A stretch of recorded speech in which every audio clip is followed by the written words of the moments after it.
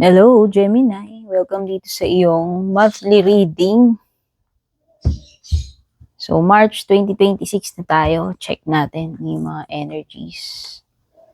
So, i-relay ko lang sa'yo ano man yung mga energies na mapipick up mo sa baraha. Kunin mo lang kung ano yung maaaring makatulong sa'yo. Helpful na mga details about the reading. Okay? This is for entertainment purposes only itong ginagawa kong pagbabasa dito. Itong mga tarot card reading should not be taken seriously. Hindi ito substitute for any medical advice, professional advice. Hindi guaranteed ng mga lumalabas dito totoo or magkakatotoo. Okay?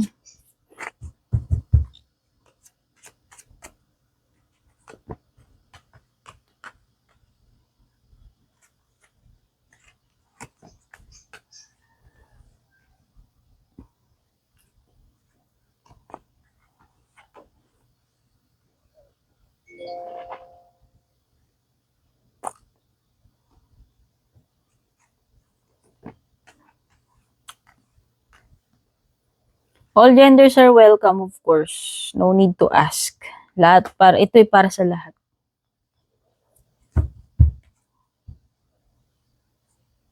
As long as nakaka-relate ka, whatever age, whatever gender,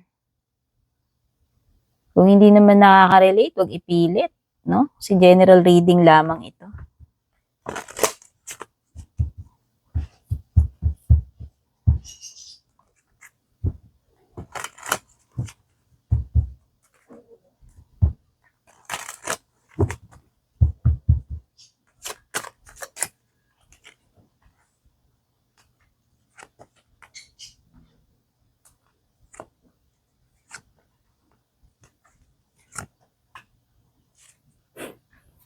Latag ko muna yung mga barahan nyo, ha? Para dire-diretso tayo. Minsan may mga babanggitin akong signs ko ano yung lumilitaw sa cards. Pero kahit naman anong zodiac sign ninyo. Kung ano lang kasing nakikita ko sa cards, sinasabi ko. Pero any sign kayo, as long as nakaka-relate kayo.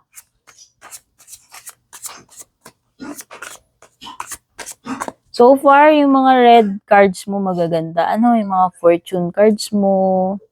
So, sa love life mo nga lang, may mga nakikita akong mga dito.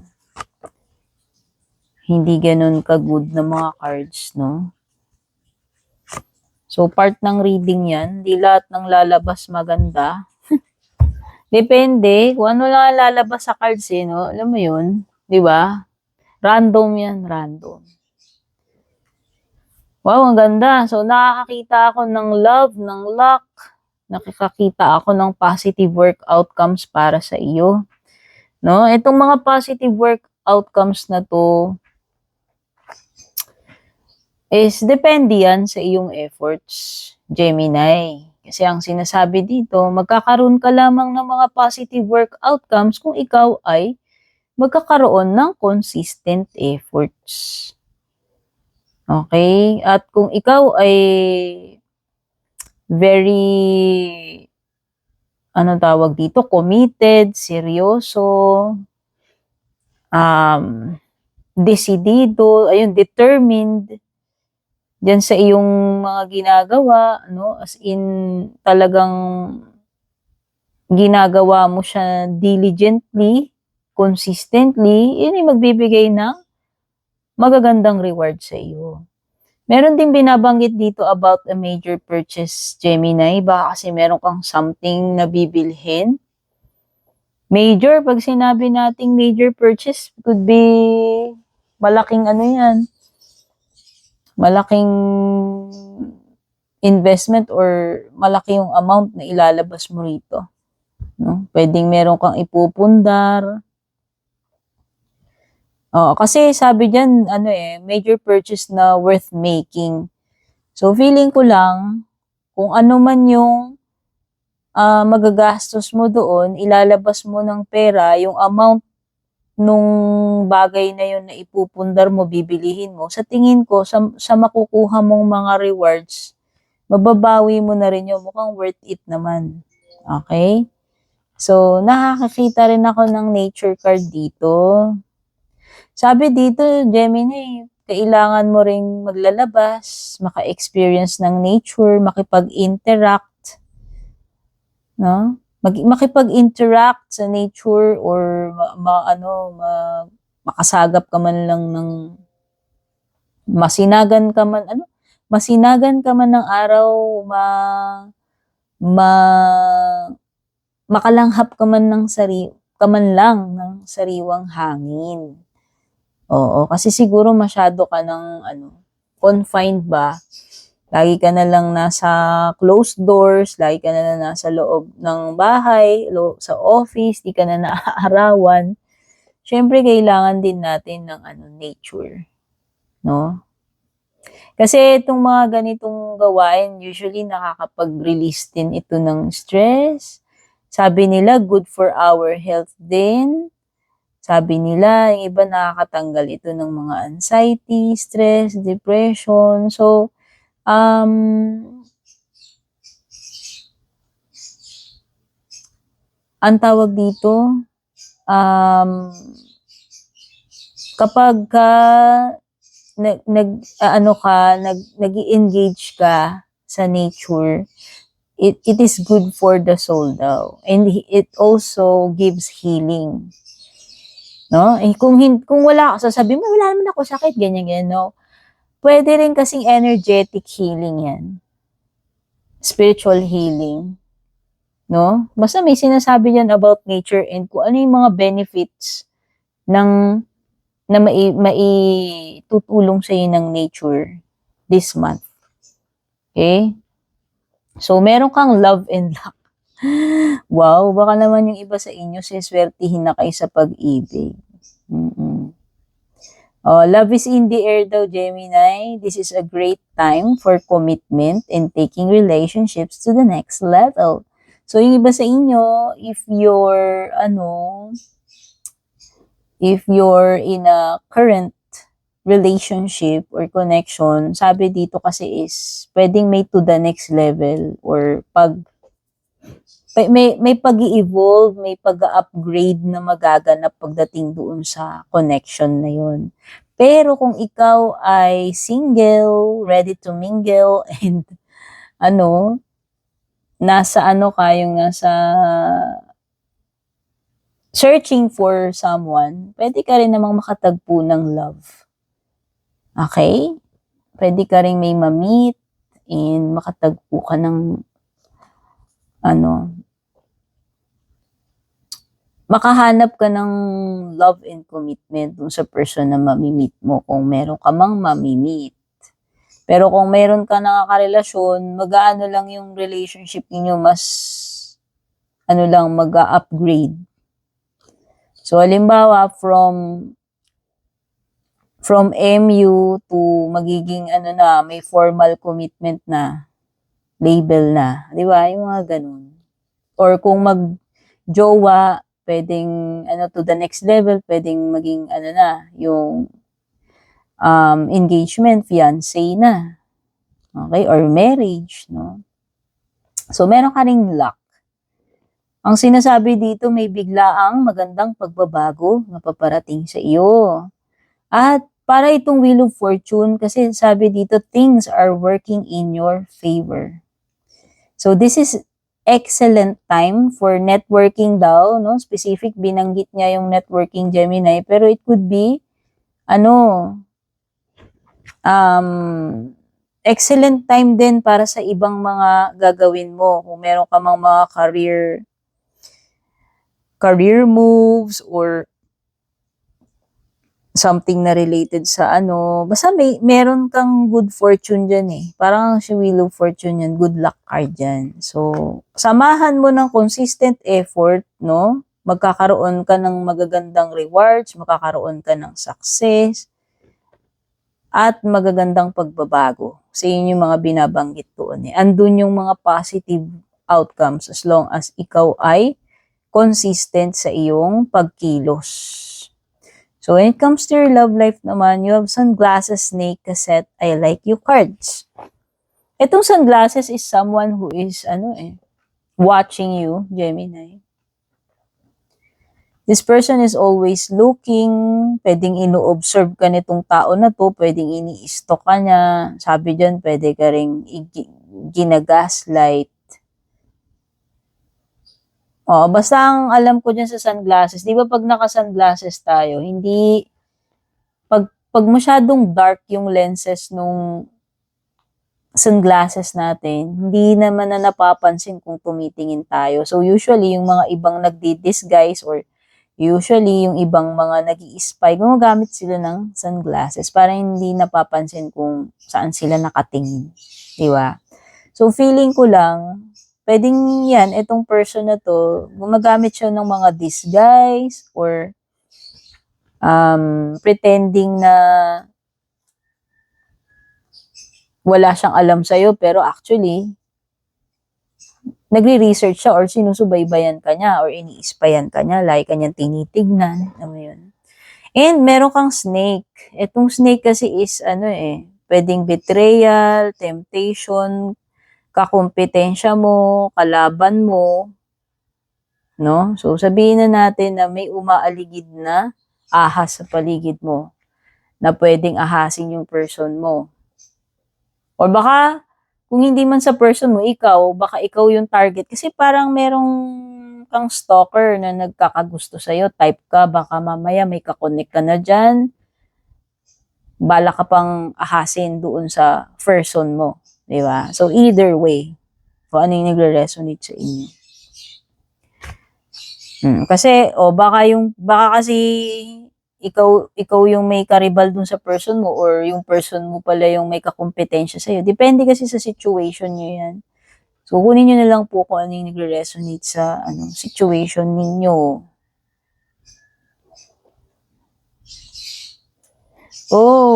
Meron ditong something unforgettable. Kasi parang dun sa cassette, sinasabi na something na paulit-ulit sa isip. It could be. Alam mo yung LSS, di ba minsan pag meron tayong naririnig na kanta, tapos narinig mo siya kani-kanina lang, hindi na siya matanggal sa isip mo. Parang ganong effect.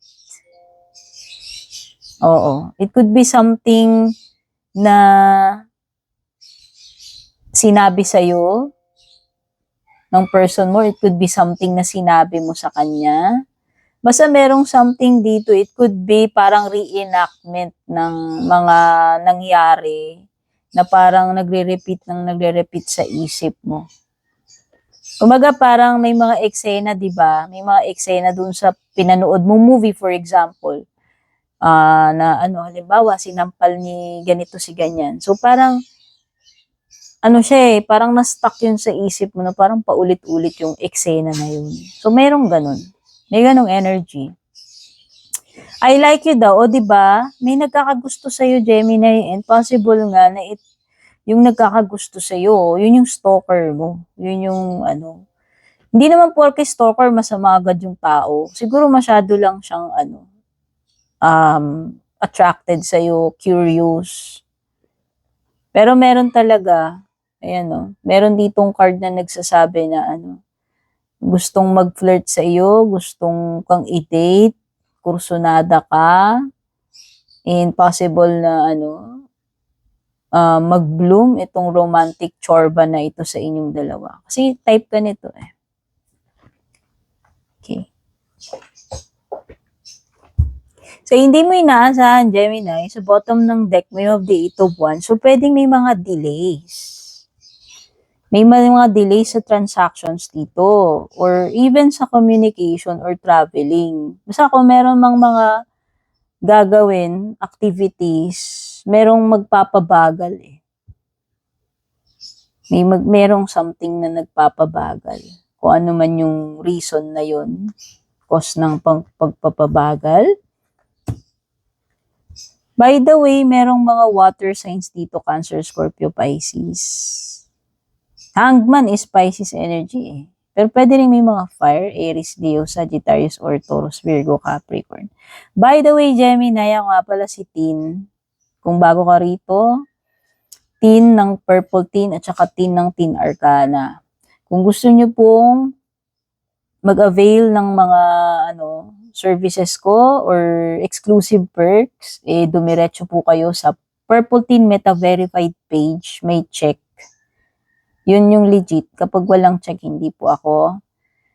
Pwede po kayong mag-avail ng subscription sa akin. Kasi doon lang kayo makaka-avail ng mga exclusive perks at saka products ko sa aking FB page. Kayo po yung mismo mag-PM. Kapag merong nag-add friend na unang mag-PM sa inyo, yun yung mga fake na gumagaya sa akin.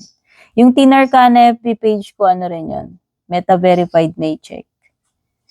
So, kung gusto nyo akong suportahan, yun lang siguro yung pinaka may tutulong nyo sa akin. Malaking bagay na po yun yung mag-subscribe kayo sa YouTube channel ko, mag-follow po kayo sa FB page ko, tsaka syempre, yung pagla-like nyo ng mga readings ko, pagko-comment ninyo or pag-share ninyo, nakaka-boost po yun para mag-grow po yung ating page or channel. Kumbaga, yun na yung nyo sa akin. Suporta ninyo, regalo ninyo, or tulong, donasyon ninyo, kung na-appreciate nyo po yung mga readings ko tsaka yung ginagawa ko. So, let's go back to your reading.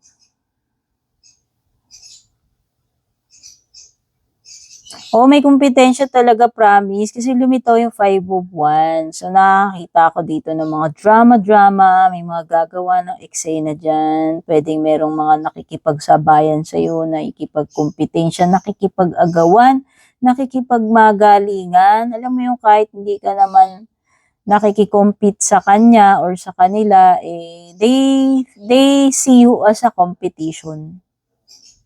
No? Itong tao na to or mga tao kung hindi lang sila isa. Wow, Gemini, I can see you accomplishing something. Nakikita ko na magiging very proud ka dito.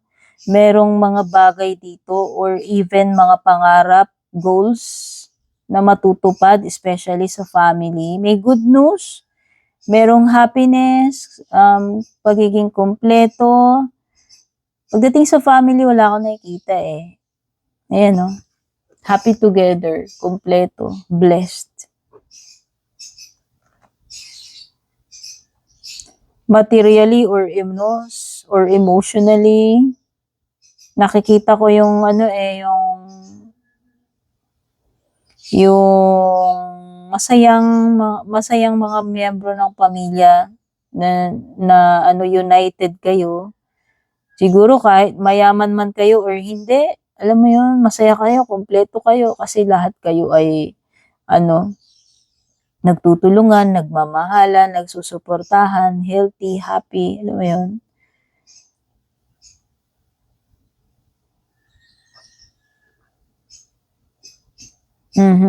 So, merong something na mabagal with the Knight of Pentacles. That's one na maaaring reason bakit may mga delay dito. Kasi parang may sobrang bagal ng pag-usad, paggalaw. So, kung ano man yung mga ginagawa mo, Gemini, kahit gaano man kabagal yan, sabi nga doon, importante lang naman maging consistent ka doon sa mga ginagawa mo, sa effort mo, sa mga tinatrabaho mo. Kasi darating at darating din ng rewards. Magiging happy ka rin about the outcome results kasi may mga magagandang rewards and positive changes. Lang talaga, consistency is the key at saka yung effort, hard work and consistency. Yun yung magdadala sa iyo ng magagandang rewards and pagbabago. Ito na naman, suspension. Meron kasi talagang malakas na energy ng mga delays dito. Nakakita ako ng mga sacrifices dito. But I think, Gemini, etong sacrifice or sacrifices na gagawin mo will all be worth it. Kasi nga, nakakakita ako ng positive outcomes. Oo. So, 'di ba meron naman talagang mga times na kailangan nating mag-sacrifice para lang meron tayong ma-gain, eh. Alam naman natin 'yan, eh.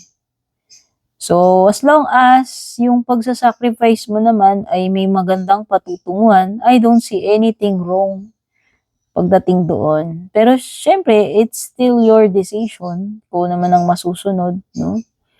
Nakakita ko lang dito na parang may mga ano, pagre-release, by the way, Hangman is pagre-release. Hangman is also about pagbabago ng iyong pananaw, 'no? Sabihin na natin may nagi-gain kang knowledge, wisdom, merong mga pagbabago dito ng iyong mindset. Mm. So ito, as long as itong mga changes na 'to, as long as itong mga yung mga pagbabago na yan will lead to positive outcomes, 'no? Eh, wala namang masama doon. Yun naman ang nakikita ko doon. Nakakakita rin ako ng opportunities for you, by the way, with the Seven of Cups. Ito kasi is card ng ano, eh. Depende, what should you follow? Puso mo ba? Or yung heart mo? Ay, puso mo ba or yung utak mo? Either way, mamimili ka pa rin, eh. Kasi this is a card of, making a choice, Gemini. Kasi ang nakikita ko rito, marami kasing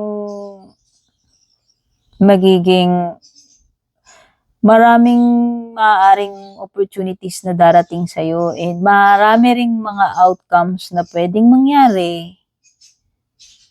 Ang importante lang ay yung pagpili mo.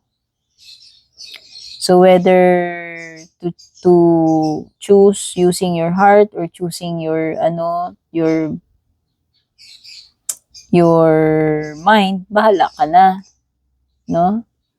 Decision mo 'yan, choice mo 'yan. Ikaw naman ang ikaw naman ang may final say, ikaw naman ang gagawa ng choice. So feeling ko lang, sundin mo na lang kung ano yung sa tingin mong tamang choice. Depende doon sa sitwasyon. Ang tama bang gamitin mo during this situation ay puso mo ba? Or mas tama na gamitin mo yung talino mo, yung utak mo? Depende na lang doon talaga sa situation yan. So that's all for now, Gemini. Godspeed, babush.